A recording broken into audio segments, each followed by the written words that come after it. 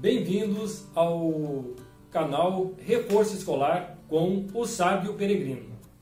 E hoje vamos dar início às aulas de português. Se você está entendendo o que eu estou falando, é porque você entende o idioma português. Mas nós estamos no Brasil e o idioma é português? Como isso? Será que o idioma português ele nasceu pronto do modo que nós conhecemos hoje? É isso que vamos conhecer hoje, é isso que nós vamos dialogar. A origem do idioma português.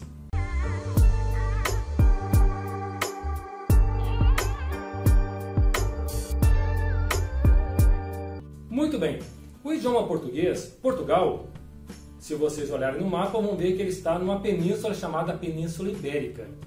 E essa península viviam lá os íberos, os povos que viviam lá antes da invasão romana. Alguns chamavam de lusitanos, outros chamavam de celtas. Na verdade, íberos eram celtas. Esse nome vocês já ouviram falar, mas também com outros nomes. Os galos na França eram celtas, os bretões na Inglaterra eram celtas. Então, os íberos, os povos que viviam nessa península ibérica, também eram celtas. Com a expansão do exército de Roma, eles saíram lá da Península Itálica, numa região chamada Látio, o Lácio ou Látio, por isso eles falavam o latim. E eles saíram conquistando o norte da Península Itálica, ultrapassaram os Alpes e foram se chegando para a Península Itálica, e lá estavam os íberos. Conquistaram toda aquela região, mas os íberos falavam o seu idioma celta. E os romanos levaram até a Península Ibérica o latim. Só que o latim tinha duas situações. Tinha o latim da elite, dos grandes militares, dos grandes políticos que falavam um latim clássico, correto, literário, e tinha o latim falado pelos soldados, que era considerado o latim vulgar, porque vulgus em latim quer dizer popular. Então o latim popular ele foi o que se misturou com o falar dos íberos lá na Península Ibérica. Muito bem, só que o Império Romano se tornou o grande Império Romano, que dominou desde o Oriente Médio até a ilha da Grã-Bretanha, foi até as portas do Reno no norte, dominou todo o norte da África. Só que depois, lá no século 3, 4, 5, foram sofrendo invasões bárbaras, ou até povos bárbaros, que a maioria era de origem germânica, foram se encostando na fronteira desse território romano. E o Império Romano foi perdendo força com o passar do tempo, e algumas tribos já adentravam o território do Império Romano. Não tanto às vezes como invasor, às vezes até como federados.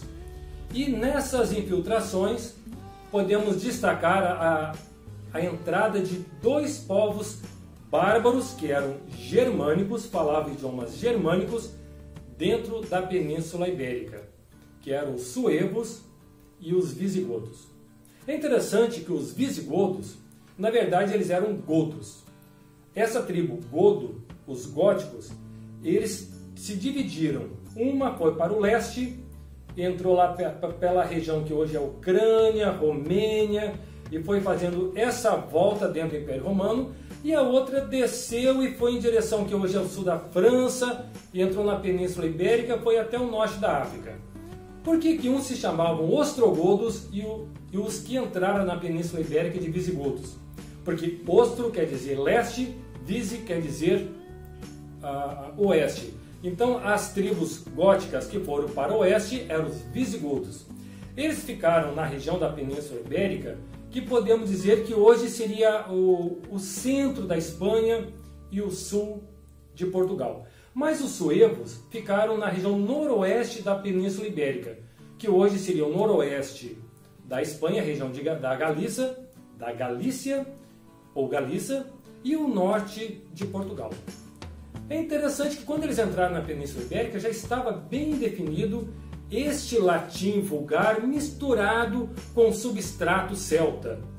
do povo íbero. Então já não era mais o latim vindo dos soldados romanos, era misturado com íberos. Essas tribos germânicas trouxeram sim seu idioma, mas eles sofreram muito maior influência deste latim vulgar misturado com o substrato celta dentro da Península Ibérica, foram perdendo o seu modo de falar e assimilando não só o idioma desses romanos que estavam na Península Ibérica, mas foram assimilando o modo de organização das instituições, o modo produtivo, mas deixaram a sua marca também nesse caldeirão que eram os idiomas falados na Península Ibérica. Muito interessante, eles ficaram 2, 3 séculos, só que aconteceu algo muito importante lá na Península Arábica, a expansão dos árabes e do islamismo. Eles conquistaram toda a região do Oriente Médio também e foram conquistando o norte da África, onde já estavam os visigodos, e entraram na Península Ibérica em 711 e dominaram rapidamente, dando fim ao reino dos visigodos na Península Ibérica. E só uma parte do norte da região da Península Ibérica os árabes não conseguiram dominar, que ficava ao norte dos montes da Cantábria, que hoje é a chamada a região das Astúrias. Vamos agora imaginar como ficou a Península Ibérica com a invasão dos árabes. Lá no norte, nas Astúrias, lá estavam suevos romanizados, que fugiram para lá, visigodos romanizados, que fugiram para lá, romanos já misturados com os íberos, que fugiram para a região das Astúrias. Muitos não fugiram para a região das Astúrias, ficaram sob domínio dos muçulmanos, ou assimilaram a cultura muçulmana, ou foram aceitos pelos muçulmanos e eles continuaram com seu modo de religião e de idioma. Tanto que eles eram chamados pelos árabes de moçárabes. Então os moçárabes, eles preservaram a sua religião cristã da época e seu modo de falar.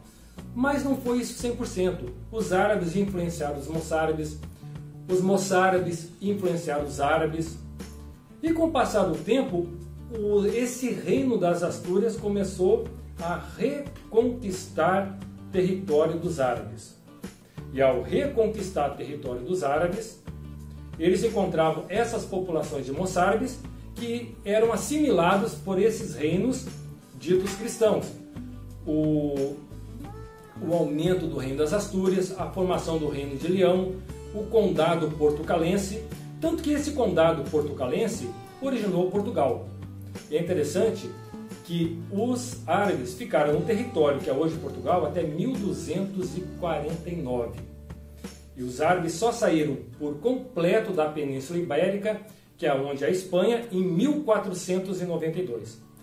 Agora, 1492 é uma outra data importante, foi a data que Colombo, a serviço do reino de Castela e Aragão, chegou na América, mas isso foi dia 12 de outubro de 1492. E os árabes foram expulsos um pouco antes, no dia 2 de janeiro desse mesmo ano, 1492. Agora, tanto o idioma português como o idioma espanhol sofreu uma influência muito grandiosa do idioma árabe. Alguns falam que o idioma português fala hoje, no dia a dia, mais de 700 palavras árabes. E temos mais de 1.000, 2.000 palavras árabes, algumas que caíram, que são consideradas como palavras arcaicas, já não são tão utilizadas. E outras nós utilizamos no dia a dia. Nós comemos alface, alguns trabalham no almoxarifado, açúcar e outras assim. Muito bem, agora como vamos chegar nesse idioma português? Então, na reconquista desses cristãos, chamada reconquista no território dos árabes, lá no noroeste da Península Ibérica, onde era o reino dos visigodos, depois eles se refugiaram na região das Astúrias e novamente na reconquista, essa região que hoje é a Espanha, Galícia, ela adentrou Portugal. Essa região passou a ter uma autonomia, uma independência, chamado Condado Portucalense, que virou Portugal.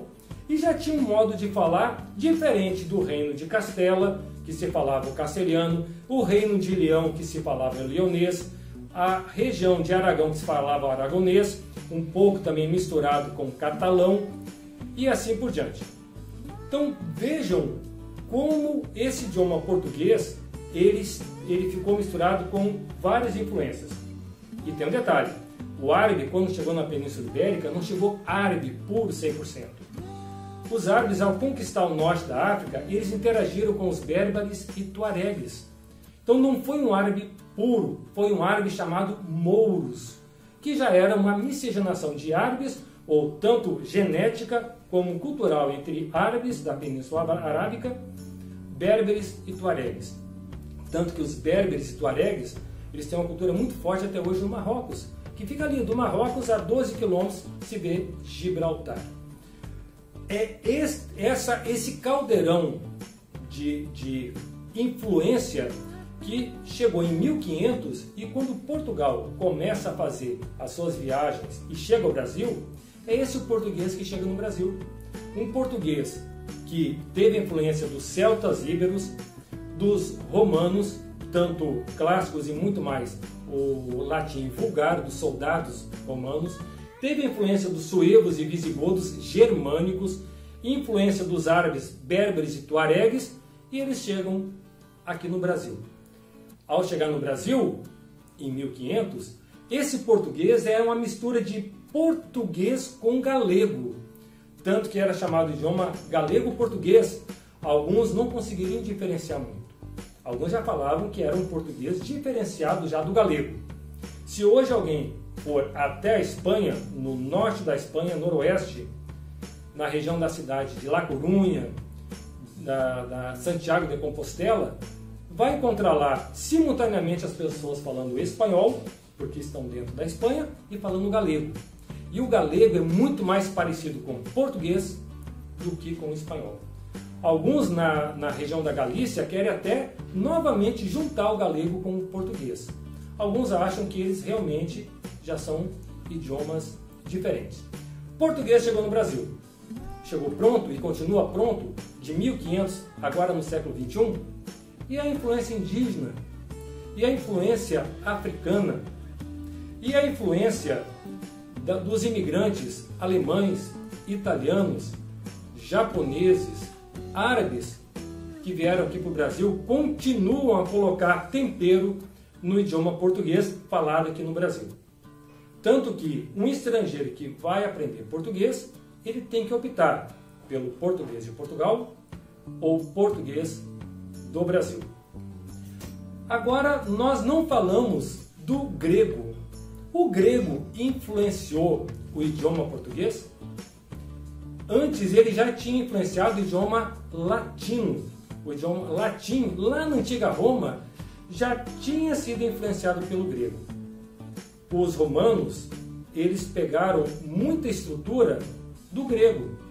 Tanto que no sul da Península Ibérica, lá estava a Magna Grécia. Os gregos estavam na região que é hoje a Sicília, lá no sul da Itália, na sola da bota da Itália. E eles entraram, o latim chegou na Península Ibérica já trazendo um substrato grego. Na época do Renascimento, no século XV e XVI, com o renascimento das culturas clássicas latim e grego, o idioma português pegou essa nova leva, tanto do grego como do latim, nas ciências que se tornavam famosas nessa época, e com o surgimento do método científico e de uma formalização da linguagem científica. Será que parou as influências? Será que o francês influenciou o português? O francês era o idioma da moda na época do século XVII, do século XVIII. Tanto que nós temos palavras aqui, falamos normalmente chauffeur, garçom, são palavras, boutique, são palavras francesas. Entramos no século XX, principalmente após a Segunda Guerra Mundial, o inglês passa a se tornar o idioma franco do mundo. E hoje nós temos já a influência do inglês no nosso português também. Não no nosso português, nos idiomas mundiais. Observem que essa intromissão de palavras de outros idiomas no português tem que ser bem-vindas. Não é uma intromissão, é um tempero novo no idioma português. Do mesmo modo que o português é influenciado por outros idiomas, ele também influencia outros idiomas. Tem palavras portuguesas no Japão, no próprio inglês, em vários outros idiomas. Então podemos dizer que essa cultura é uma troca. Ela, do mesmo modo, ela é recebida e do mesmo modo ela é servida.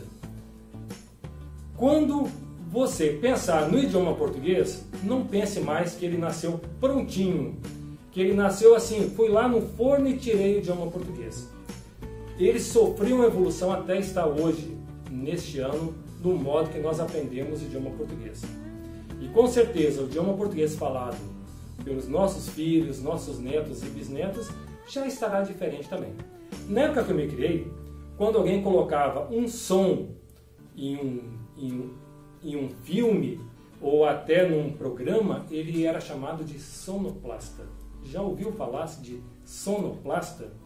Acho que não, mas de DJ já. Então o sonoplasta antigo é o DJ de hoje. Um desfile de moda hoje é um desfile fashion.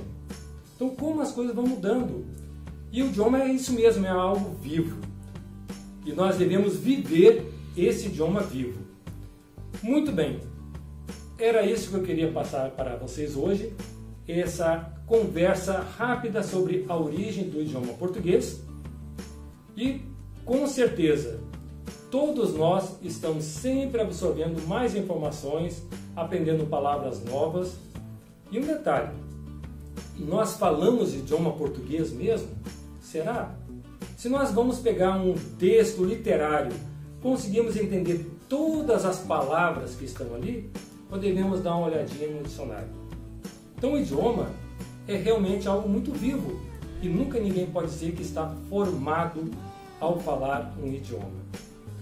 Muito bem, nas próximas aulas vamos dar entrada em classes gramaticais e algumas influências desses povos no idioma português em palavras mais específicas e vamos fazer vídeos sobre a semântica, sobre o léxico do idioma, sobre a sintaxe do idioma. Isso é muito importante.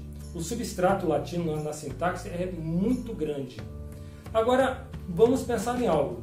O latim tinha casos gramaticais e o português, o espanhol, o francês, que são idiomas derivados do latim, não tem. O que é casos gramaticais? São coisas que nós vamos ver em outros vídeos. Muito bem, se vocês gostaram do vídeo, dão um joinha. Se vocês quiserem, pode se inscrever no vídeo. E foi um grande prazer estar com vocês. E não deixe de ver os outros vídeos que eu já fiz aqui no canal. Até logo!